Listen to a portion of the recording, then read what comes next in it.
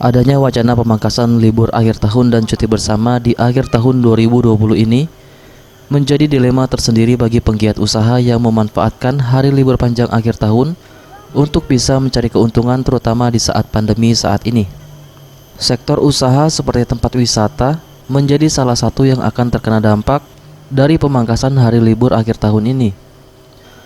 Seperti yang disampaikan Raden Aska selaku pengelola Taman Wisata Alam Punti Kayu Palembang.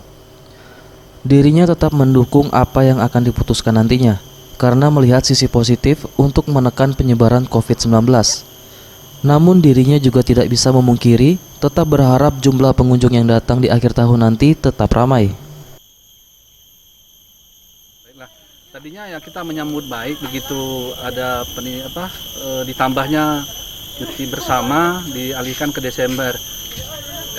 Kita harapkan tadinya pengunjung kita bisa meningkat karena ada libur panjang. Ya, tapi kita kalau memang itu program pemerintah, mungkin pemerintah sudah punya program sendiri mungkin untuk membatasi peningkatan COVID, mungkin untuk mengurangi dan lain-lain. Ya kita dukung lah. Harapan kita sih ya pengennya tetap ramai. Prediksi saya juga mudah-mudahan libur panjang ya, mungkin keterbatasan belum bisa liburan ke luar kota, mungkin ya mudah-mudahan penduduk kota Palembang sendiri liburan ke Palembang, itu juga penduduk yang dari kota lain juga mudah-mudahan juga ke Palembang.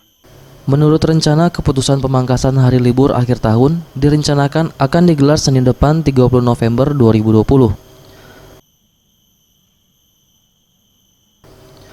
Eza PM, Sriwijaya TV.